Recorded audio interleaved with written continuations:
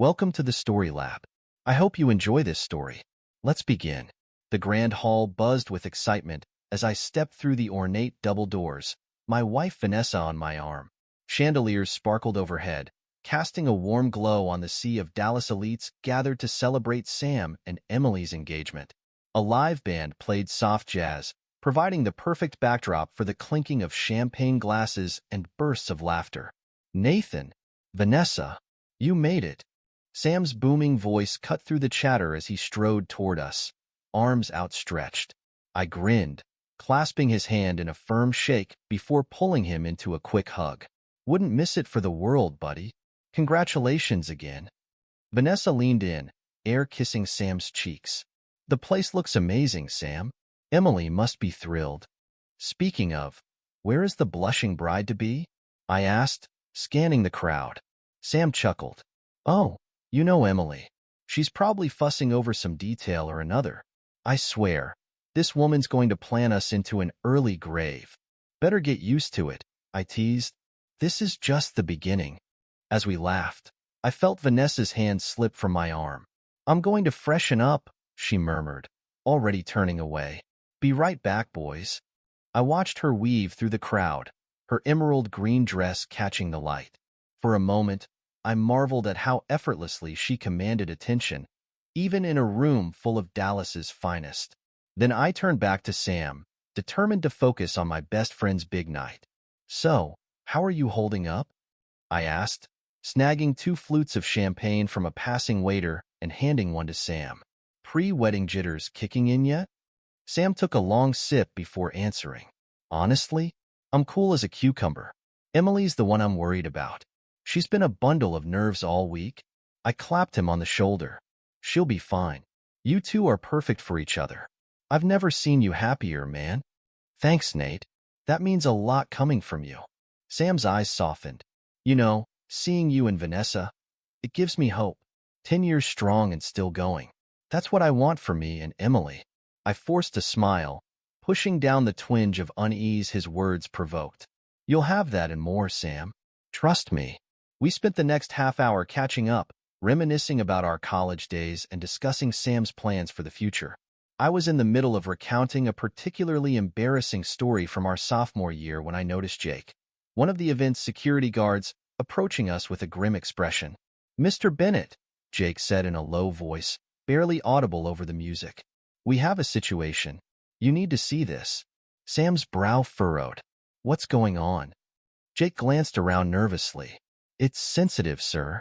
You should come with me. And, he hesitated, looking at me, you might want to bring Mr. Hunter as well. A cold feeling settled in my gut as Sam and I exchanged worried glances. Lead the way, I said, setting down my champagne flute. Jake led us through a maze of corridors, away from the main hall.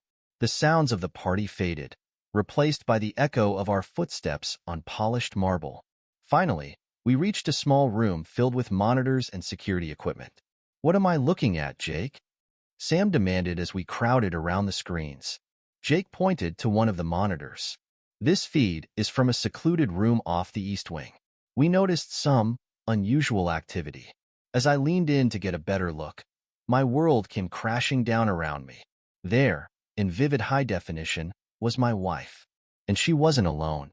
Vanessa stood with her back against the wall, her green dress hiked up to her thighs.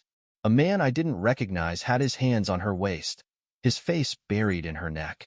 As I watched, frozen in disbelief, Vanessa threw her head back and laughed, clearly enjoying herself. I can't believe this, Sam growled, his face a mask of fury. At my engagement party?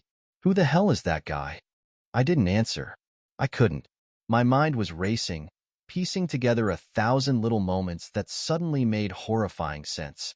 The late nights at work, the mysterious text messages, the gradual emotional distance that had been growing between us for months.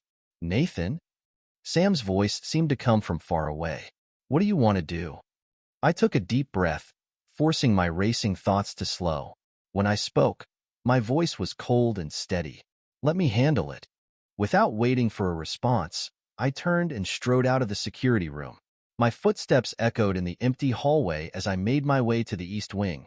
each step bringing me closer to the moment that would change everything. As I approached the door to the secluded room, I could hear muffled laughter and hushed voices. My hand hesitated on the doorknob for just a moment before I steeled myself and quietly pushed it open. The scene before me was even worse in person. Vanessa had her arms draped around the man's neck, her lipstick smeared and her hair disheveled. They were so engrossed in each other that they didn't even notice my entrance. "Quick," Vanessa giggled, her words slightly slurred.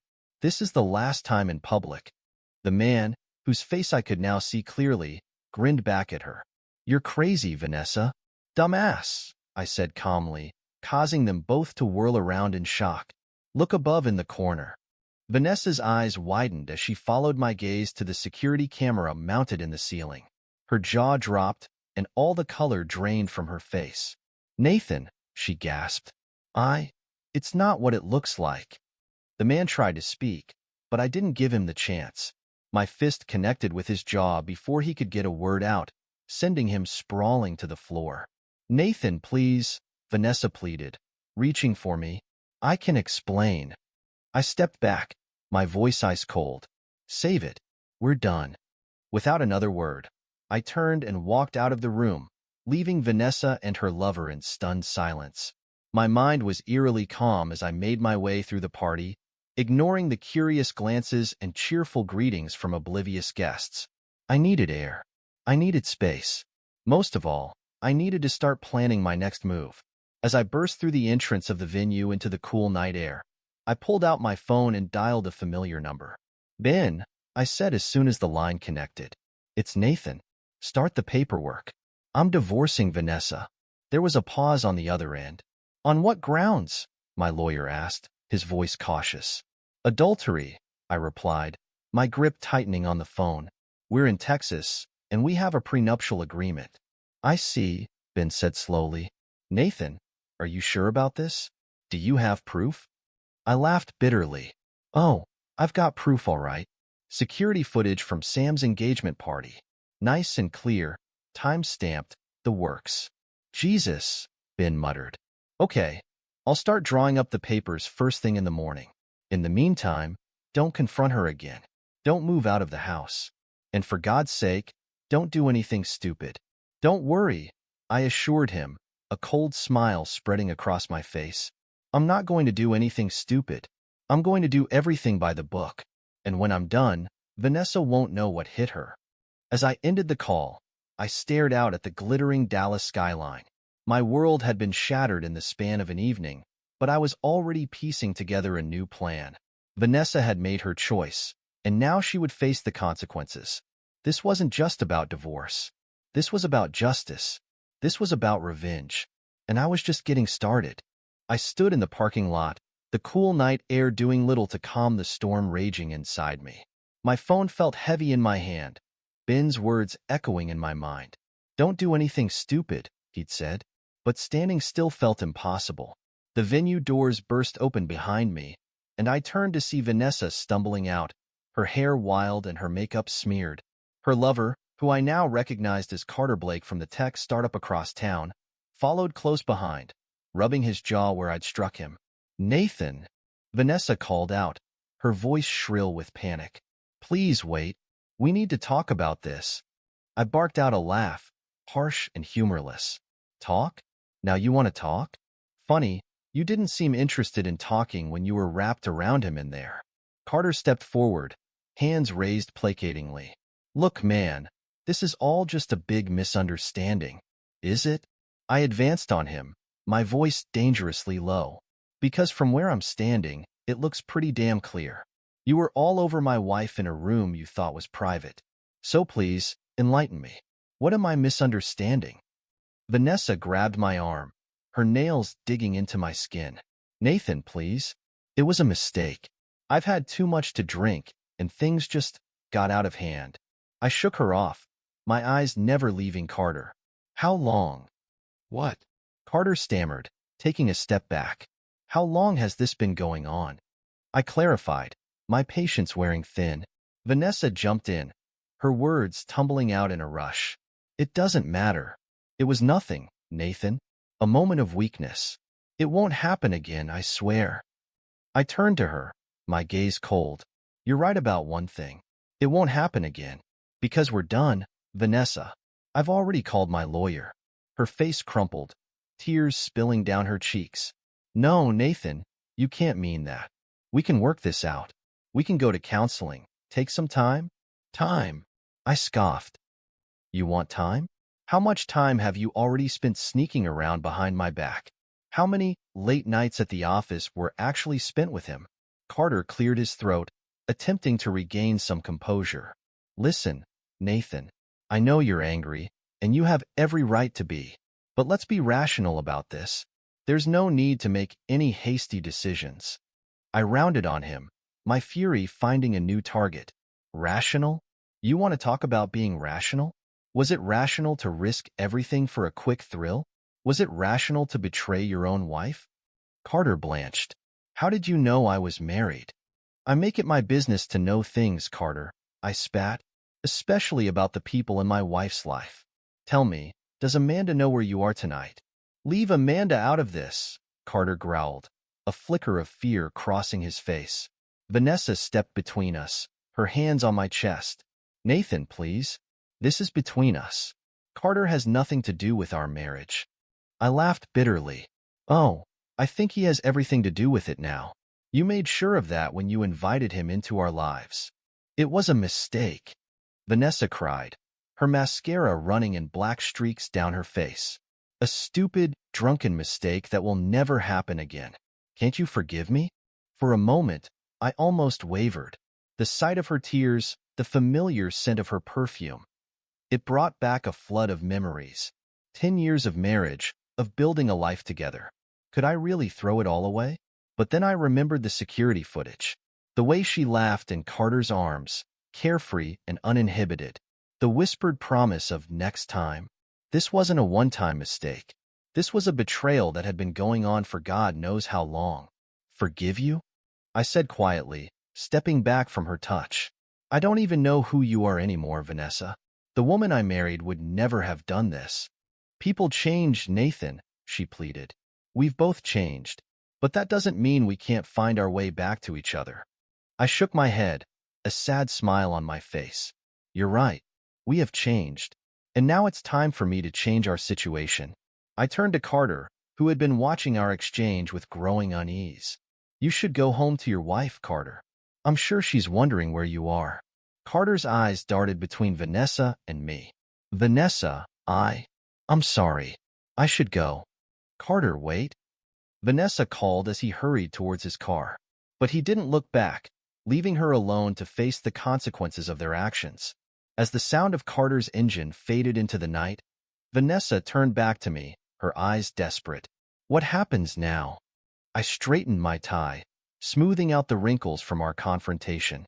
Now, I go back inside and salvage what's left of my best friend's engagement party. You can find your own way home. You're leaving me here? She gasped, incredulous. Consider it the first of many changes in our relationship, I replied coolly.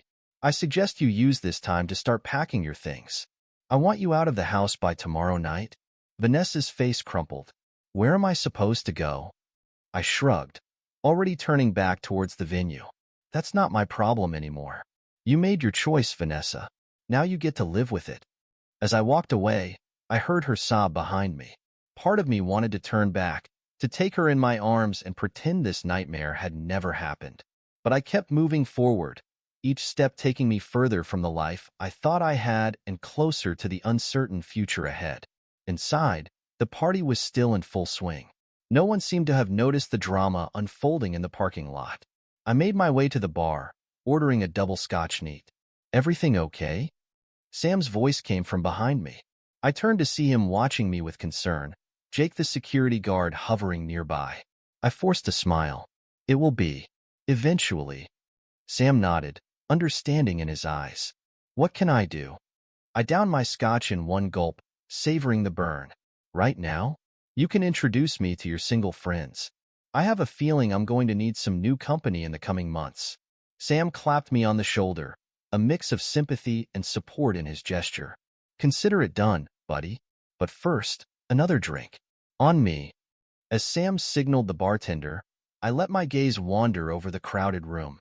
Everywhere I looked, I saw happy couples, blissfully unaware of how quickly everything could change. I'd been one of them just hours ago. Now, I was standing on the precipice of a new chapter in my life. It was terrifying. It was exhilarating. And deep down, beneath the pain and betrayal, a part of me was ready for whatever came next. Let Vanessa have her lover. Let her face the consequences of her actions. I had a new path to forge, and I intended to walk it with my head held high. The night was still young, and so was I. It was time to start living on my own terms. The cool night air hit me like a slap to the face as I stepped out of Sam's engagement party. The festivities inside felt like a distant memory now, overshadowed by the harsh reality of what I'd discovered. My hand trembled slightly as I reached for my phone, scrolling through my contacts until I found the name I was looking for. Benjamin Crane. My lawyer. My friend. The man who was about to help me dismantle the life I'd spent a decade building. I hit the call button, bringing the phone to my ear as I paced the parking lot. Each ring felt like an eternity until finally, I heard Ben's gruff voice on the other end. Nathan? It's late. What's going on? I took a deep breath, steeling myself. Ben, it's Nathan. I need you to start the paperwork. I'm divorcing Vanessa. There was a pause on the other end, followed by the rustle of sheets. I'd clearly woken him up. Nathan, slow down. What happened? She cheated on me, Ben. I caught her red-handed at Sam's engagement party. Jesus, Ben muttered. I heard more rustling, then the click of a lamp. Okay, I'm up. Talk to me. What exactly did you see? I clenched my jaw. The image of Vanessa and Carter burned into my mind. Security footage. Her and some guy named Carter Blake. They were intimate. In a room they thought was private. And you're sure about this? There's no chance of a misunderstanding? No misunderstanding, I said firmly. I confronted them both. It's been going on for a while, from what I could gather. Ben sighed heavily. All right. On what grounds do you want to file? Adultery, I replied without hesitation. We're in Texas, and we have a prenuptial agreement. I want to nail this thing shut, Ben. No wiggle room. Got it, Ben said, his voice taking on the professional tone I knew well. I'll start drawing up the papers first thing in the morning. But Nathan, listen to me carefully. Don't do anything rash tonight. Don't move out of the house. Don't touch any joint accounts. And for God's sake, don't confront her again without me present. Understand? I nodded, then remembered he couldn't see me. Yeah, I got it. What's my next move? For now, go home. Act normal. Don't tip your hand. We want to catch her off guard when we serve the papers. It'll give us an advantage in negotiations. I laughed bitterly. Act normal? How the hell am I supposed to do that, Ben? I know it's hard, he said, his voice softening. But trust me, it's the smart play. Can you do that? I took a deep breath, forcing myself to calm down. Yeah, I can do that. Good man. Now, get some sleep if you can. Come to my office first thing tomorrow, and we'll start strategizing. As I ended the call, I leaned against my car, the cool metal grounding me. The world felt off-kilter, like I'd stepped into some twisted alternate reality. Just hours ago, I'd been happily married. Now, I was plotting divorce strategies in a darkened parking lot. I glanced back at the venue, the sounds of the party still audible even from here. Vanessa was in there somewhere, probably trying to salvage what was left of her dignity. Part of me wanted to storm back in, to confront her again, to make her feel even a fraction of the pain I was feeling. But Ben's words echoed in my mind. Don't do anything rash. Act normal. With a heavy sigh, I unlocked my car and slid into the driver's seat. The leather interior, once a symbol of our shared success, now felt cold and impersonal. I started the engine, the familiar purr doing little to comfort me. As I pulled out of the parking lot, I caught a glimpse of myself in the rearview mirror. I looked older somehow, the lines around my eyes deeper, my expression harder. In the span of a few hours, I'd become a different man. The streets of Dallas flew by as I drove, my mind racing faster than the car. What would tomorrow bring? How would I face Vanessa across the breakfast table, knowing what I knew? How long could I keep up this charade of normalcy? But beneath the turmoil, a cold determination was taking root. Vanessa had made her choice. She'd gambled with our marriage and lost. Now, it was my turn to play the game. As I pulled into our driveway, I steeled myself for what lay ahead. The next few weeks would be a battle, but I was ready for it. Vanessa had no idea what was coming. Let her think she'd gotten away with it. Let her believe she could have her cake and eat it too. I would bide my time, gather my evidence, and when the moment was right, I would strike. This was no longer just about ending a marriage. This was about justice, about consequences. This was war, and I intended to win. The morning sun streamed through the blinds of my home office, but I'd been awake for hours. Sleep had become a luxury I could no longer afford. Not when there was so much to do. I stared at the USB drive on my desk, containing the damning footage of Vanessa and Carter. My finger hovered over the send button on my laptop. One click, and their world would come crashing down. Just then, my phone buzzed. It was Sam. "Nathan, how are you holding up?" His voice was thick with concern. "I'm fine, Sam. Just processing. Look, I know you probably don't want to talk about it, but I'm here if you need me." I sighed. "Thanks, buddy. I appreciate it. How's Emily taking the news?" Sam chuckled humorlessly. "She's livid. Keeps saying she wants to give Vanessa a piece of her mind." "Tell her to hold off on that," I said quickly. "I've got a plan in motion." There was a pause on the other end. "A plan? Nathan, what are you up to?" I leaned back in my chair. "Let's just say I'm not taking this lying down. Vanessa and Carter are about to learn some hard lessons about consequences." "Nathan," Sam's voice took on a warning tone. "Don't do anything you'll regret." "Regret?" I laughed bitterly. "The only thing I regret is not seeing this sooner." "Don't worry, Sam. Everything I'm doing is perfectly legal." "If you say so," he replied, unconvinced. "Just be careful, all right?" After ending the call, I turned back to my laptop. It was time. I pulled up my contact list, singling out Vanessa's closest friends and family members. With a deep breath, I hit send, attaching the video file and a brief explanation. Within minutes, my phone started buzzing incessantly. I ignored it, focusing instead on one particular number. I dialed, my heart pounding. "Hello?" A woman's voice answered, cautious and unfamiliar. "Amanda Blake?" I asked, though I already knew the answer. "Yes, who is this?" I cleared my throat. "Amanda, this is Nathan Hunter, Vanessa's husband. I'm afraid I have some news you need to hear." There was a sharp intake of breath on the other end. "Oh God, what is it? Is Vanessa okay?" "Physically, she's fine," I said carefully, "but I'm afraid I've uncovered something that affects both of us. I've sent you an email. I think you should take a look at it." I heard the clatter of keys, then silence. Agonizing seconds ticked by. Finally, Amanda's voice came back, choked with emotion. "Nathan, I just saw the footage. How could they?" I closed my eyes, steadying myself. "I'm sorry you had to find out this way, but I thought it was best you know the truth." "How long?" she demanded. "How long has this been going on?" "I'm not sure," I admitted, "but from what I've gathered, it's been a while." Amanda's sobs echoed through the phone. "I can't believe Carter would do this. We have a family, for God's sake." "I know," I said softly, "and I'm truly sorry. If there's anything I can do—" "No," she cut me off, her voice suddenly hard. "No, you've done enough. Thank you for telling me, Nathan. I need to go now." The line went dead. I stared at my phone, a mix of emotions swirling in my chest. Part of me felt guilty for the pain I just caused Amanda, but a larger part felt vindicated. The truth was out now. There was no going back. My phone buzzed again. This time, it was Vanessa. "You son of a bitch!" she screamed as soon as I picked up. "How dare you? Do you have any idea what you've done?"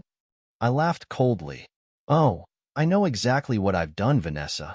I've exposed the truth. How's it feel to have your dirty laundry aired for everyone to see?" "You've ruined everything," she shrieked. "My friends, my family. They all hate me now." "That's the funny thing about actions, Vanessa," I replied calmly. "They have consequences. Maybe you should have thought about that before you decided to cheat. I'll make you pay for this, she hissed. You have no idea what I'm capable of. I leaned forward, my voice dropping to a dangerous whisper. No, Vanessa, you have no idea what I'm capable of. This is just the beginning. By the time I'm done, you'll wish all you'd lost were some fair-weather friends. I hung up before she could respond, a grim satisfaction settling over me. The first domino had fallen. Now it was time for the next phase of my plan. I pulled up another contact on my phone. Alex? It's Nathan Hunter. I've got a job for you. I need everything you can dig up on Carter Blake. And I mean everything. As I ended the call, I glanced at the framed photo on my desk. It was from our wedding day, Vanessa and I beaming at the camera, our whole lives ahead of us. With a swift motion, I knocked it face down. That life was over. A new chapter was beginning. And this time, I was writing the rules. The sleek glass doors of Vanessa's boutique project office loomed before me, a testament to the dreams she'd nurtured for years. Dreams I was about to shatter. I straightened my tie and walked in, ignoring the receptionist's startled look. Mr. Hunter, she exclaimed.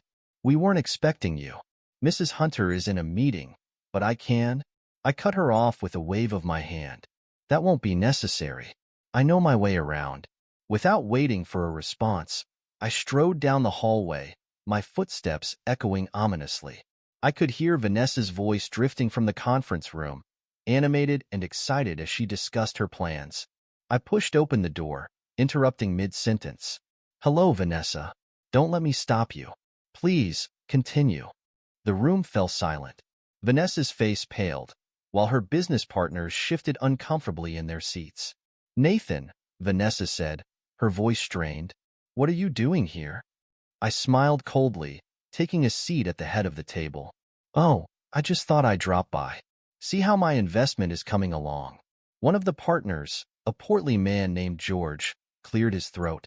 Mr. Hunter, with all due respect, this is a closed meeting. I turned to him, my gaze sharp. Is it?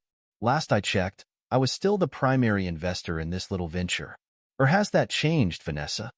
Vanessa's jaw clenched. Of course not. But Nathan, this really isn't the time. On the contrary, I interrupted. I think this is the perfect time. In fact, I have some news that affects everyone here. The room tensed. I could feel all eyes on me as I pulled out a folder and laid it on the table. What's this? Vanessa asked, reaching for it. I placed my hand on the folder, stopping her. This, my dear, is the end of your dream. Vanessa's eyes widened. What are you talking about? I opened the folder, spreading out various documents. I've been busy these past few days, making some calls, pulling some strings. And wouldn't you know it? There seemed to be some irregularities with your permits. George leaned forward, frowning. Irregularities? But we've been through all the proper channels. Have you? I asked innocently. Because according to these documents, there are several violations. Safety codes, zoning laws. It's all very complicated. And unfortunately, it means this project is effectively dead in the water. Vanessa shot to her feet. You can't do this. I stood as well, matching her glare. I think you'll find I can. And I have. Another partner, Sarah, spoke up. Mr. Hunter, surely we can work something out. This project means everything to Vanessa. I turned to her, my voice cold. Does it? Tell me, Sarah, did Vanessa ever mention how she likes to spend her free time? Or should I send you the video? Vanessa gasped. Nathan, don't you dare. I ignored her, addressing the room. Ladies and gentlemen, I'm afraid I have some bad news. Not only is this project no longer viable, but I'm also withdrawing all of my funding. Effective immediately. The room erupted into chaos. Partners shouting, papers flying, Vanessa screaming my name. But I remained calm, gathering my things. As I reached the door, Vanessa grabbed my arm. Why are you doing this? She hissed. Is this your revenge? I looked her in the eye, my voice low. Revenge? No, Vanessa. This is justice. You made your choice. Now you get to live with the consequences. I shook off her grip and walked out, leaving the sounds of her crumbling dreams behind me. In the lobby, I paused at the receptionist's desk. I'd start looking for a new job if I were you, I advised. This place won't be open much longer. Outside, I took a deep breath of the crisp morning air. One more piece had fallen into place. But I wasn't done yet. Not by a long shot. I pulled out my phone, dialing a familiar number. Ben? It's Nathan.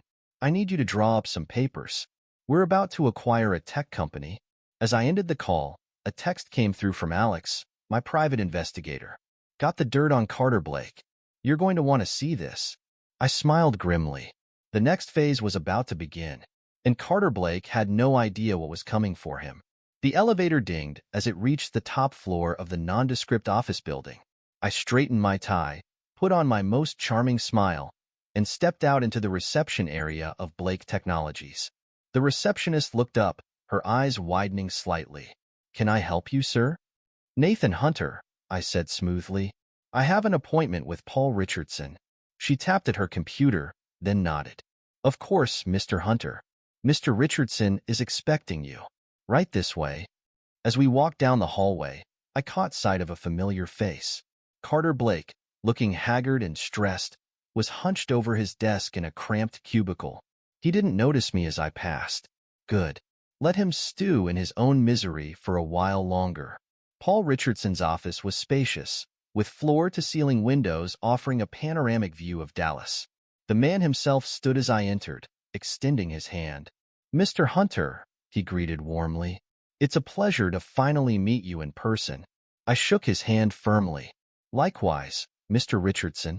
Thank you for agreeing to this meeting on such short notice. We settled into our seats, and Paul leaned forward, his expression curious.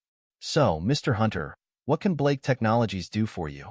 I smiled, opening my briefcase. Actually, Paul, I'm here to discuss what I can do for Blake Technologies. His eyebrows rose. Oh, I'm intrigued. I laid out a series of documents on his desk. I'll cut to the chase. I want to buy your company. Paul's jaw dropped. I'm sorry, what? You heard me correctly, I said calmly. I'm prepared to make a very generous offer, well above market value. Paul laughed nervously. Mr. Hunter, I appreciate the offer, but Blake Technologies isn't for sale. We're doing quite well, actually. I leaned back, my smile never wavering. Are you? Because my sources tell me you're on the verge of losing your biggest client. And without them, well, let's just say the future doesn't look so bright. The color drained from Paul's face. How did you? Who told you that? I waved my hand dismissively. That's not important. What's important is that I'm offering you a lifeline, Paul. A chance to walk away from all this with a hefty profit in your pocket.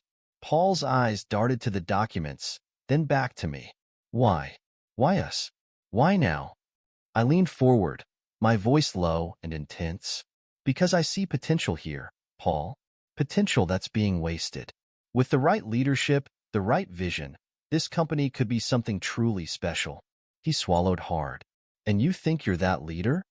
I know I am, I said confidently. But don't take my word for it.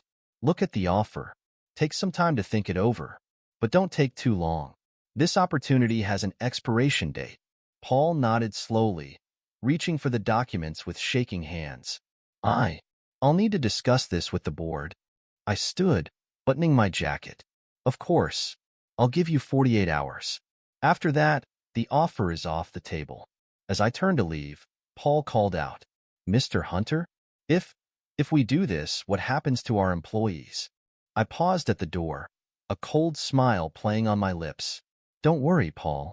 I have big plans for them, especially Mr. Blake. The door closed behind me with a satisfying click. Phase 1 complete. Now for Phase 2.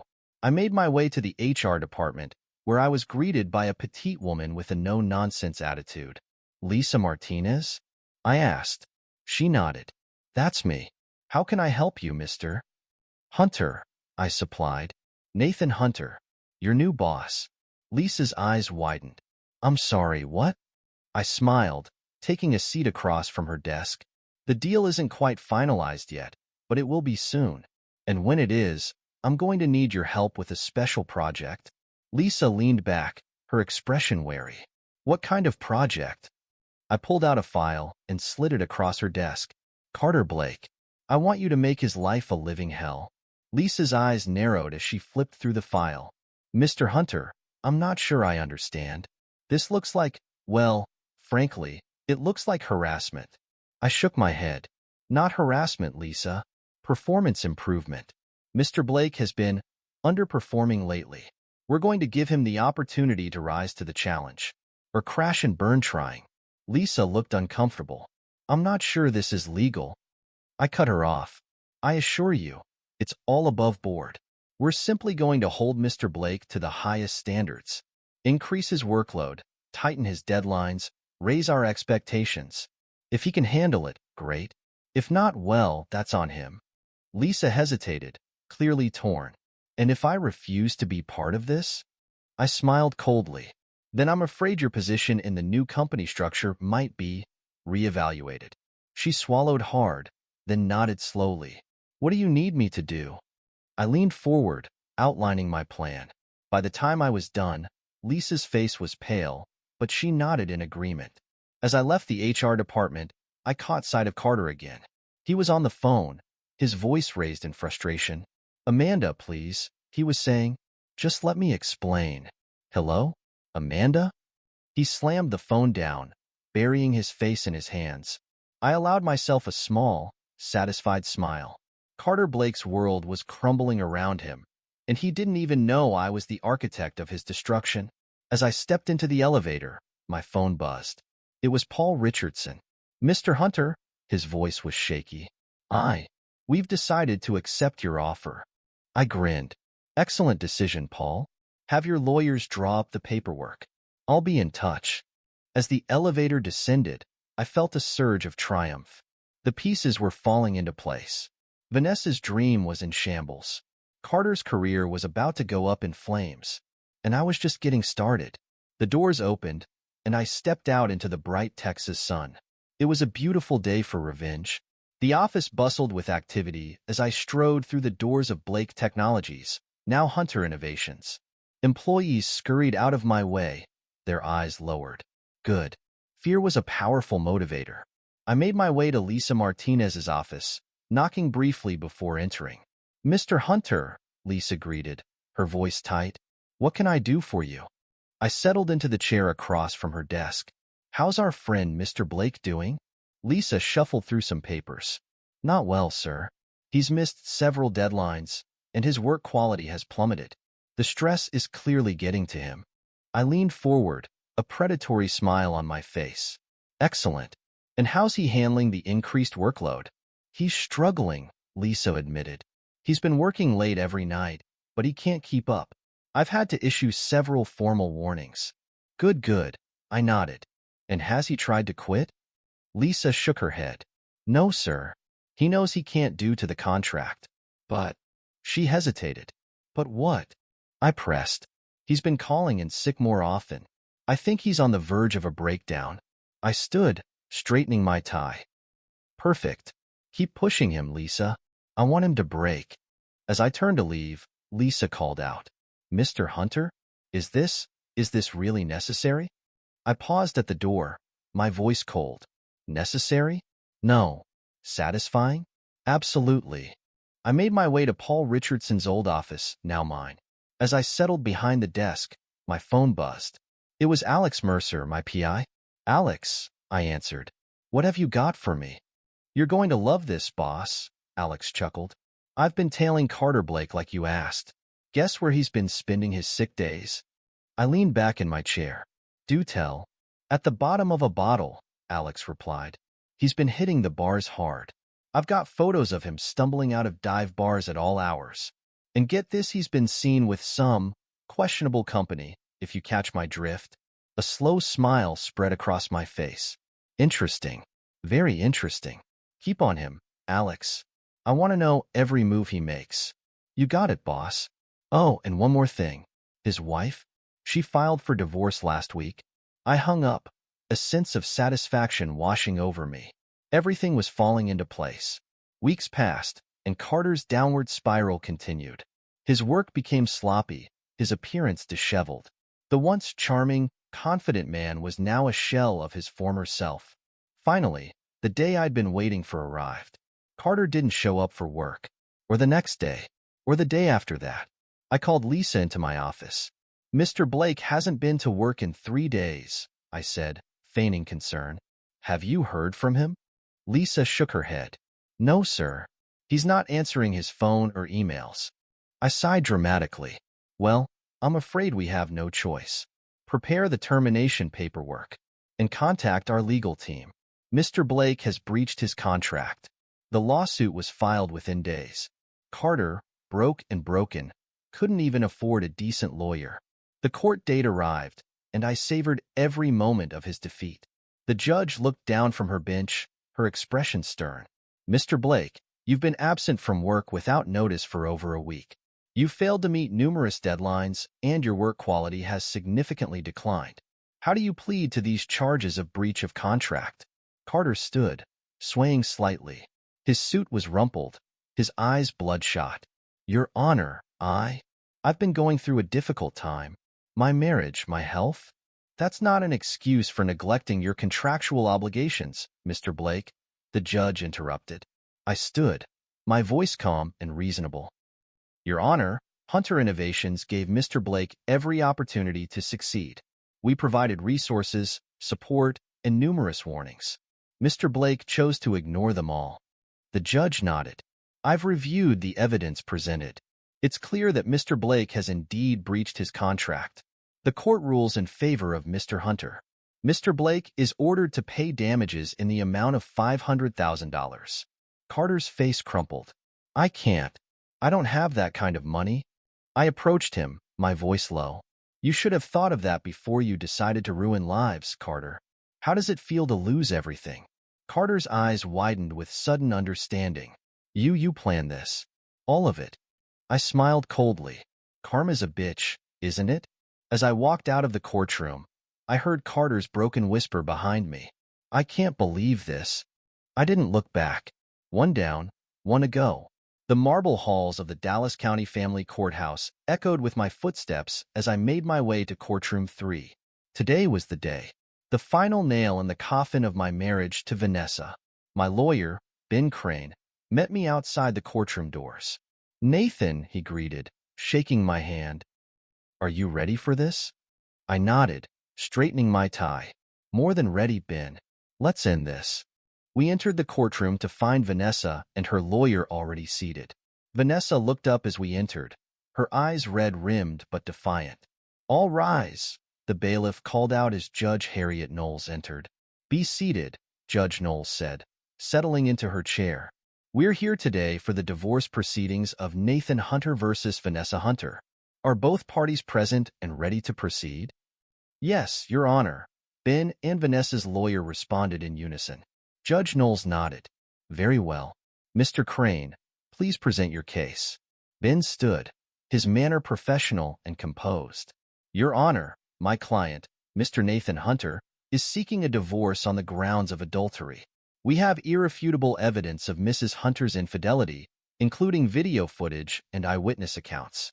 Furthermore, there is a prenuptial agreement in place that clearly outlines the terms of asset division in the event of infidelity." Vanessa's lawyer, a sharp-looking woman named Rachel Torres, jumped to her feet. "Objection, Your Honor. The alleged video was obtained without my client's consent." Judge Knowles turned to Ben. "Mr. Crane?" "Your Honor, the video in question was captured by a security camera in a public venue. There was no expectation of privacy." The judge nodded. "Objection overruled. Continue, Mr. Crane."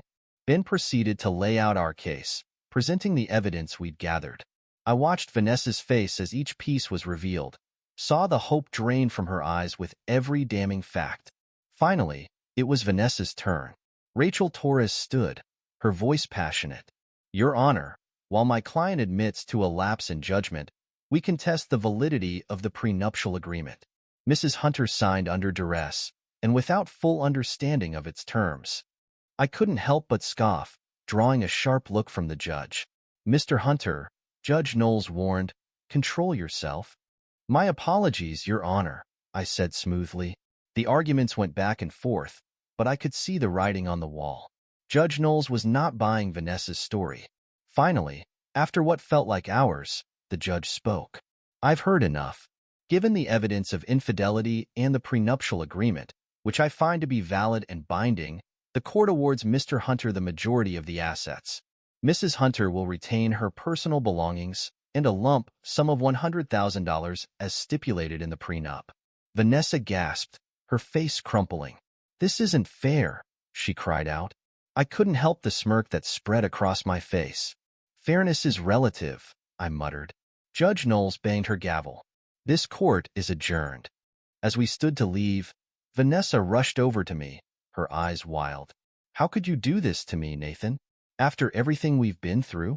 I looked at her coldly. "I didn't do this to you, Vanessa. You did this to yourself." "You've ruined me," she hissed. "I hope you're happy." I leaned in close, my voice low. Happiness? No. But satisfaction? Absolutely. As Vanessa was led away by her lawyer, Ben clapped me on the shoulder. "Congratulations, Nathan. It's over." I nodded, a weight lifting from my shoulders. "Thanks, Ben, for everything." As we walked out of the courthouse, I took a deep breath of the crisp Dallas air. For the first time in months, I felt truly free. The woman who had betrayed me, who had made a mockery of our vows, was now facing the consequences of her actions. And I was ready to move on to the next chapter of my life.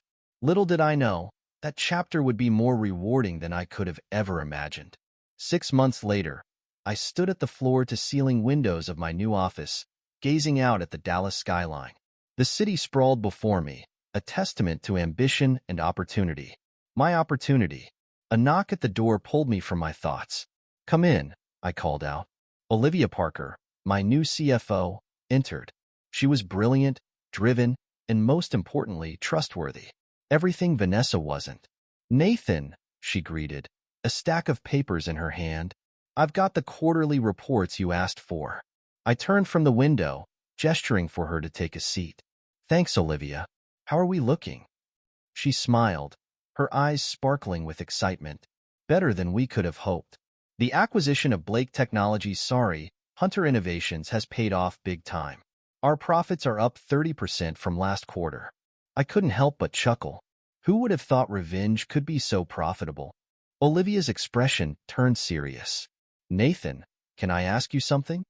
I nodded, curious. "Of course. Do you ever regret it? The way things went down with Vanessa and Carter?" I paused, considering her question. Did I regret it? The sleepless nights, the anger, the meticulous planning of my revenge? "No," I said finally. "I don't regret it. They made their choices, and I made mine. What started as revenge has turned into opportunity. It's time to move forward." Olivia nodded, her expression thoughtful. "You've been through a lot, Nathan, but you're stronger for it." I smiled, feeling a warmth I hadn't experienced in a long time. "I am, and I'm ready for what's next." She returned my smile, a hint of something more in her eyes. "And what is next, Nathan?" I stood, moving around the desk to stand closer to her. "Well, for starters, I was thinking dinner. With you.